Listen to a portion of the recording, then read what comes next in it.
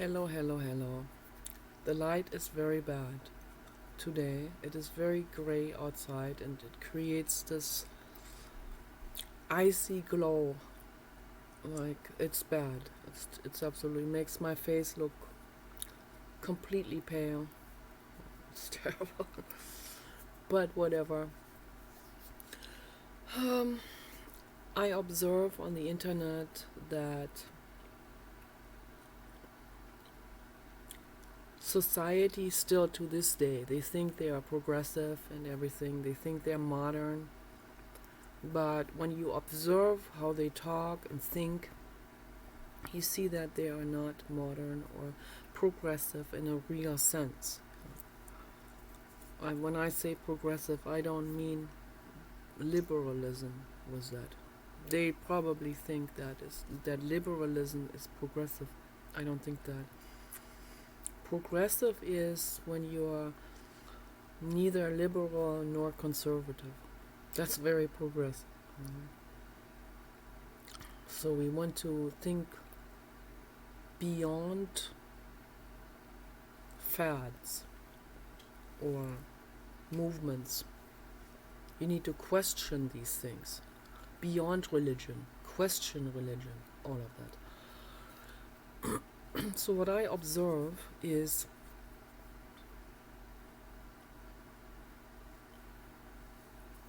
total sexism still, So, and it's very unconscious in people, in all people. The women, they're kind of like when I speak up, the women seem to like it, what I say, because I'm speaking for us, so standing up for us. And I want them to stand up more for themselves. But then there are some other women that will think, they will misinterpret the way I behave. They will think that I'm bragging or something, or they will think that I am conceited, thinking I'm an intellectual or drama queen or whatever. There will always be people that will not listen to what I say and misinterpret my intentions. But I think a lot of women in the chat room, they will feel like they got an ally. They will feel understood finally. But even with women, like in general, not talking about last night in the chat room, but in general, overall, in person, at doctors' offices, in the supermarket, and on the internet, I observe that women still tend to be a little bit sexist in favor of the man. So I noticed that when Paul and I together talk to someone, and Paul will disagree with me. He does that a lot. Disagrees with me in front of someone else, which creates a real bad situation for the other person, particularly a stranger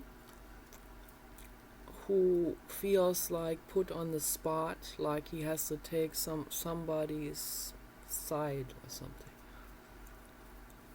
And I really hate that, because when I meet some stranger, I would like to have a harmonious conversation and then leave in peace, like take care, best wishes, So, but Paul will actually create a conflict in this conversation, will disagree with me. It goes so far that sometimes he will actually stand in front of me and block block my view out, like block me from talking to the other person. It doesn't matter whether it's a woman or a man. So he will do that, because it's so important for him to talk to that stranger and to be heard. He doesn't want me to be heard. Very, very strange behavior. It's all unconscious. But what I observe is that people will take his side over me,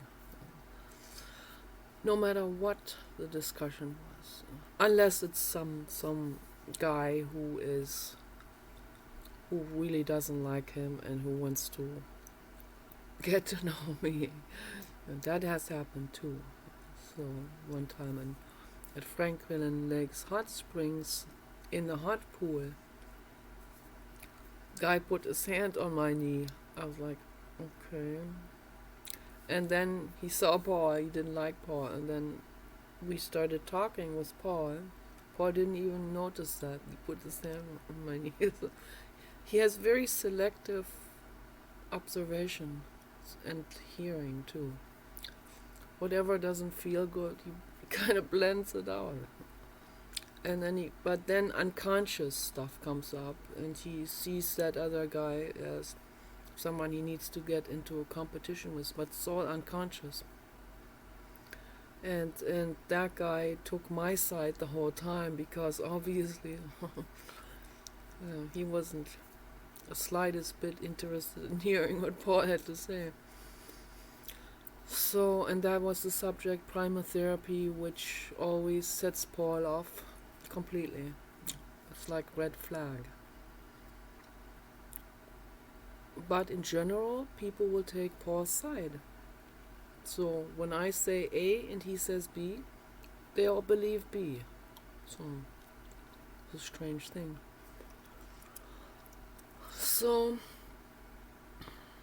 and I see that on the internet, of course. I see that people tend to believe the male. Women even too. A lot of women tend to believe the male over the female. When the woman says something smart, equally smart as the man says, then the man is being praised mainly by men, but also sometimes by women. So that's what I observe. So there's still this sexism going on. And a lot of times men don't want to acknowledge when a woman says something intelligent or something that has value and validity and is actually useful for our daily lives, like health advice, for example. Most men will not take my health advice out of pride and shame, again, So they will stick with the vaccine that is toxic and dismiss what I said about rhododendron tea. I thought it was enormously courageous of Donald Trump to look into the oleander cure. Oleander is a plant. It's very similar to Pieris japonica, also a little bit similar to rhododendron. Oleander is another one, real powerful medicinal plant. And so, and that, I forgot his name now, that one physician that he was working with in the White House, so was on board with that as well. So I thought that was courageous of both of them to get into herbology with this and look into it, and there a lot of research has been done on oleander already, also here in this country, and they found out that it's antiviral and highly medicinal. It cures a lot of stuff, cures the C word even. It's amazing. And they wanted to use that, but the pharma industry, that's a mafia. They won't let them do that. Okay. Plants are competitors for them. They don't want people to know about plants. But that was very courageous of them. But, people are also in general brainwashed by the corporate agenda, which where a real big part of the corporate agenda is the medical industry, is the pharma industry. There's the large bird again. Beautiful. Haha. He doesn't even move his wings. He's just flies like a kite. It's amazing. That those may be condors that left the other area and came over here because of those wildfires. I talked to those people, the conservationists, and they told me that also. And I told them that I've seen them here. And they said, "Can you see the tattoos?" No, I cannot see their tattoos. They're too far away. So, yeah, people are very indoctrinated in general, but then the corporate agenda also, they use market psychologists, and the market psychologists, they use people's already existing indoctrination from religion and society and peer pressure and parents and the ongoing sexism that people have been shamed with in their entire lives, childhood.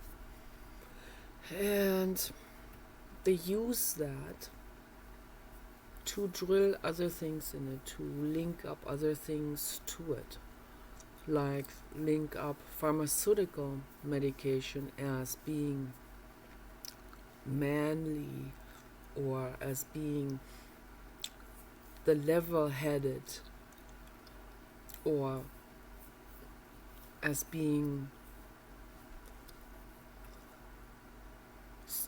responsible, or they try to link this up with being sane, and they try to link up herbalism with being insane, with being hippie, and they try to dismiss that into that drawer. So that's what they do. That's what they work on. They work on people systematically with that. And they even go so far that they link hell with, if you don't obey the pharmaceutical industry, if you get hell for that. It's amazing. I've seen all of this already.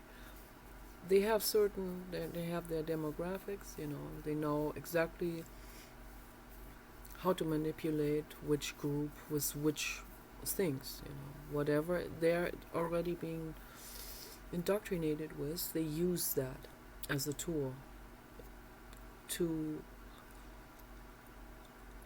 make them adhere to their agenda. Okay, that's what's happening. But in particular, men with that image of, they all want to have this image of being in charge, of being level-headed, of, they want to infantilize women. You little girl, no, no, I'm not a little girl anymore, okay? I'm an adult, and I am very level-headed. I talk about a bunch of stuff that goes way out of science, of course. But that doesn't mean I'm not level-headed, okay? I'm very clear-minded. I see things very clearly. And I don't think linearly, okay? Which a lot of people link up with craziness. You got to think linearly or in finalities in order to be seen as rational or something. That's what a lot of people think. Okay? Religious thinking is linear and thinks in finalities, and atheism does too. So, and they're all wrong. and that's a fact. But I'm very well aware that the stuff I talk about, the other dimensions, that this is something that's in the outer margins. I'm using this word loosely now, just for communication purposes. The outer sphere, the outer ranges of our perception. Okay, so that it's not even that applicable or usable in our daily lives. So it's something to go into in philosophy, very interesting, something to think about, something to venture out with, hopefully not with hallucinogenic substances, because we want to keep our brains sharp, clear-minded. Like I said in my other videos, people who overdo these drugs, or maybe sometimes it takes just, I wouldn't even do this one time, okay? And then people become even more gullible, manipulatable. Okay, so because the brain doesn't work properly, the brain has to work properly for us to not accept any kind of command from someone else, or some kind of truth dictation. That's their perception, that's their brainwashing, that's not the truth. Elon Musk always says, just because someone says so doesn't mean it is so. We need to question people. We need to question what people have to say about something. We can discuss things. We need to listen very carefully. But then think about it. Don't just accept it. Don't just put it into your drawer in the back of your head and think this is now like written in concrete. This is some kind of concrete law or something. Because nothing is. Really nothing is. Even scientific facts are always fluid. Okay? And they can be revised. And they will be revised over time. Things flow.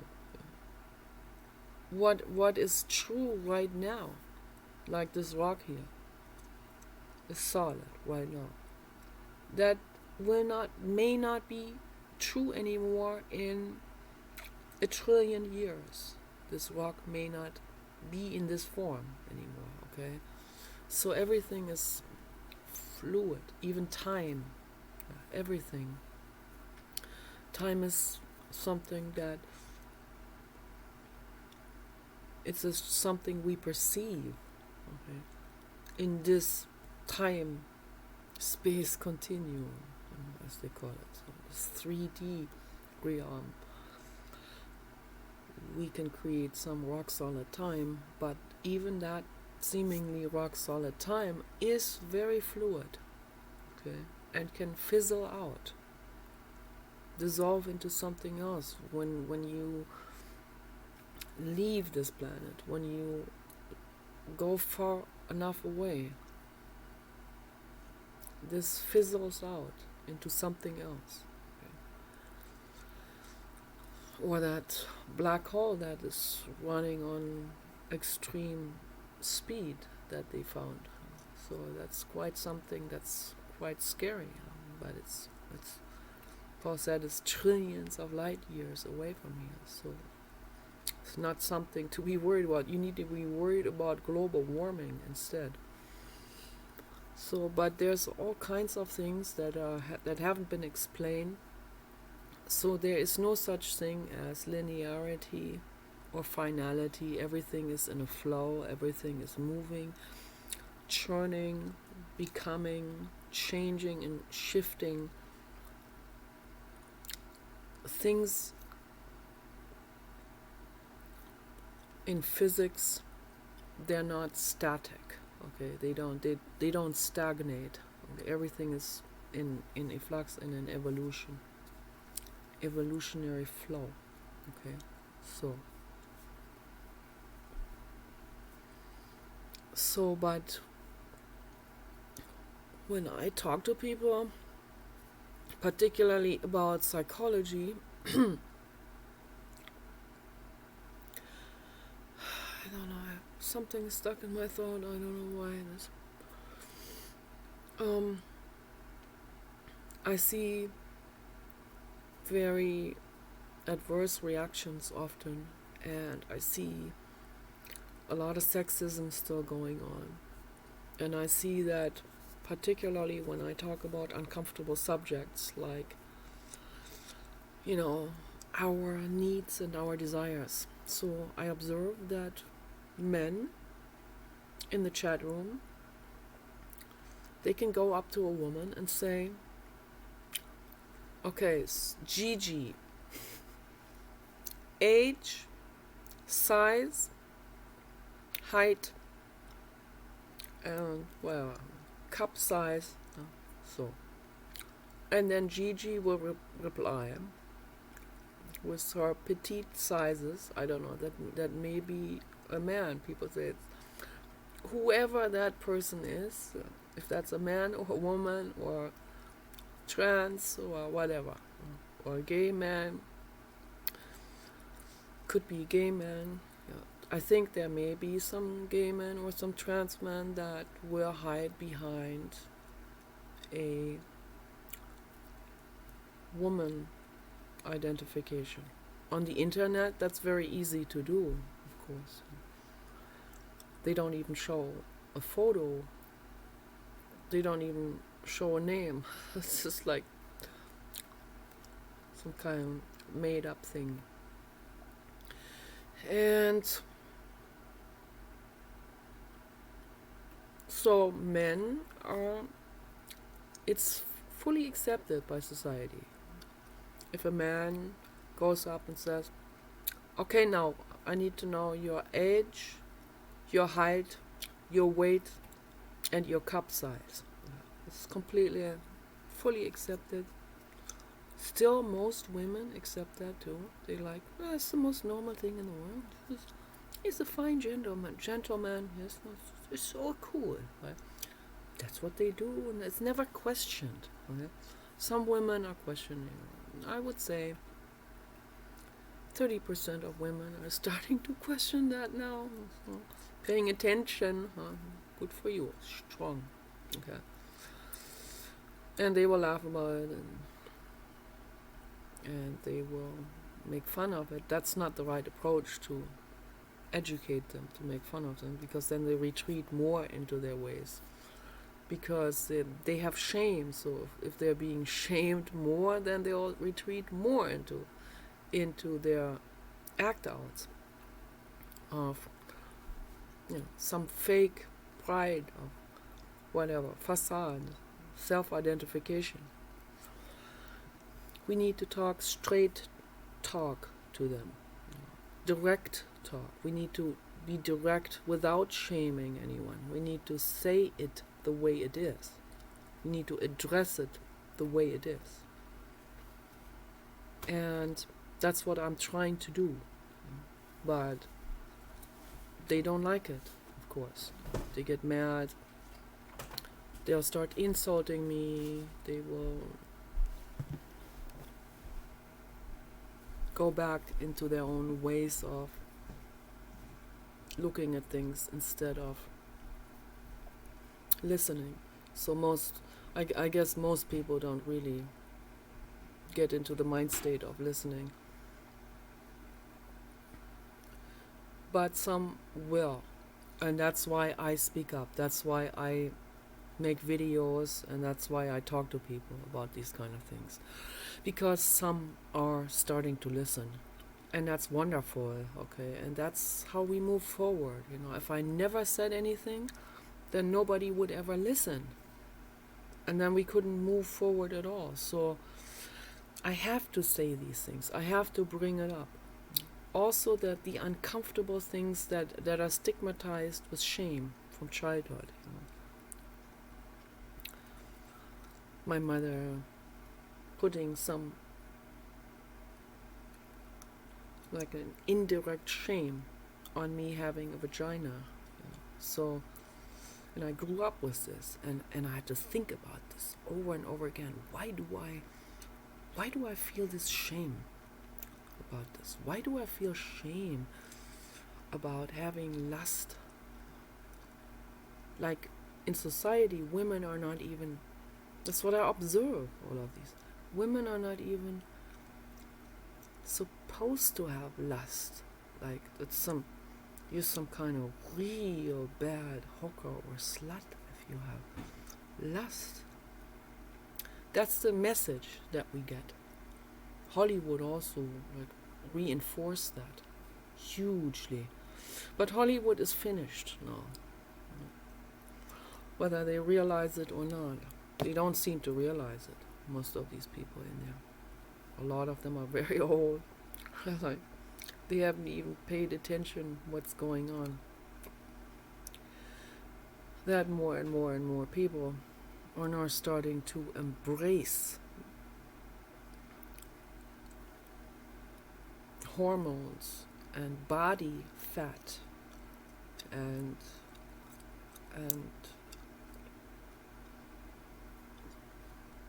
woman figure, okay.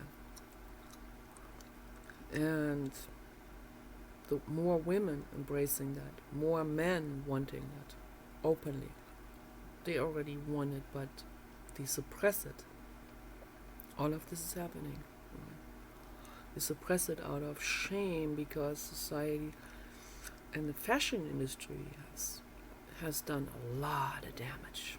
Further damage. They have taken it to an extreme.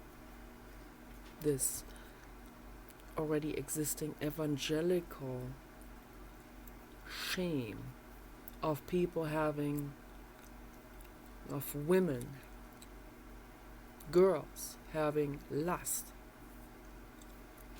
So even men get shamed a little bit for being too lustful, but they get off the hook. They're let off the hook with it because the other men feel obviously the same way, and they go like, oh, he raped her. Oh no, let him get off the hook, because he himself has probably done the same thing. So it's, the bad old boys, as they call them. They stick up for each other because they're all bad. They're all corrupt. They're all neurotic. Nobody ever goes into their own minds and questions that way of thinking. They just go, hey, yeah, you're doing it openly, snicker. And he does it secretly. So that's what's going on. And then it's perfectly okay with every man if men go up to a woman and say, cup size, height, weight, age. It's like, okay, I'm on a meat market now and I'm being inspected. Does it feel super? Does this feel very romantic? No. No, it doesn't. But I will go along with it. I will go along and say it. And then I will ask them, so what's your dick size? Okay. Oh, suddenly he feels like he needs to awkwardly leave the chat room because I asked for the dick size. And everyone acts like, how dare you? How can a woman ask such things? That's so wrong. That's so... Wow, what a slut. My gosh. That's outlandish. That's what vibes in the air. Okay. Why is that so much more outlandish than the man, whatever, Muslim, a lot of Muslim men do that, or whatever man, uneducated men. Those are the men who also show their penis pics on Facebook, usually, the ones that, but But in a chat room, of course, they can't show the penis pic, but but they don't show the penis pic for the reason of, they don't show it out of the motivation of putting themselves on a meat market, kind of. They do it because that's like an exhibitionist type of motive. That's more like touching themselves on that same level. So when they show the penis photo. But when they're in the chat room and I suddenly turn the table and say, well, what's your penis size?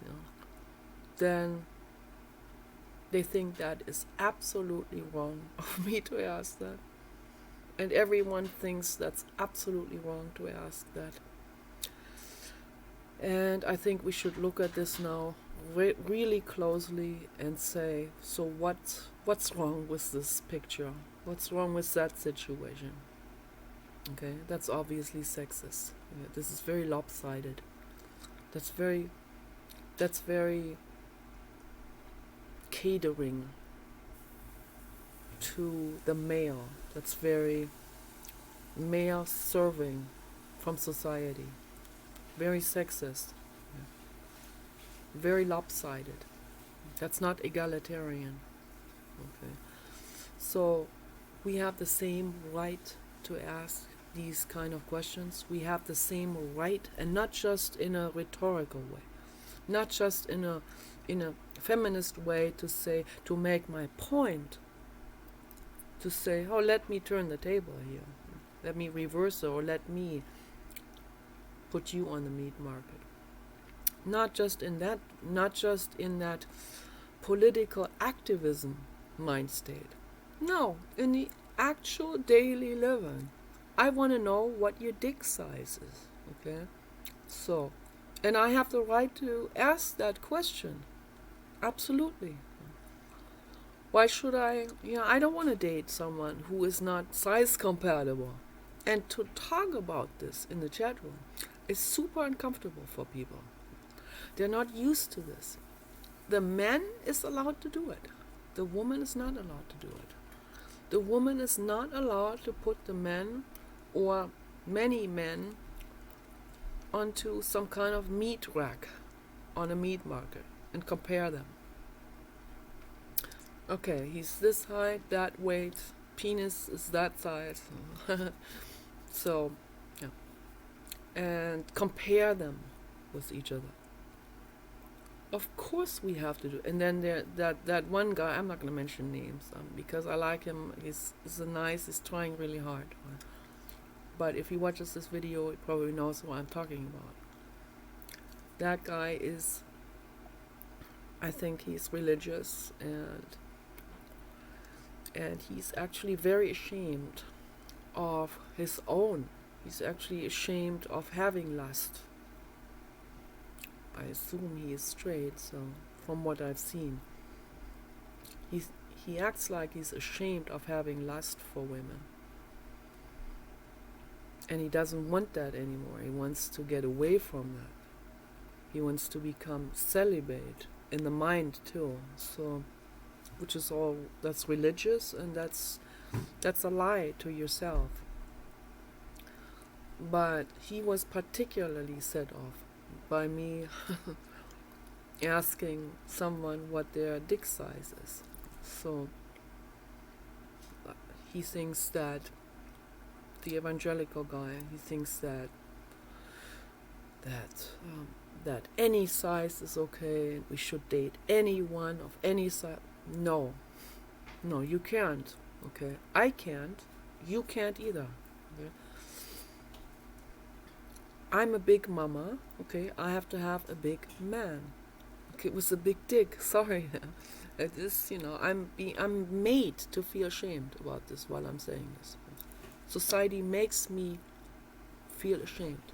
So I feel a little bit awkward. Not really ashamed, but it makes me feel, they want to make me feel awkward about this. When we shouldn't feel awkward about it. That's my body. I eat Toblerone, I drink tea, I eat, I love food, I love sex, you know.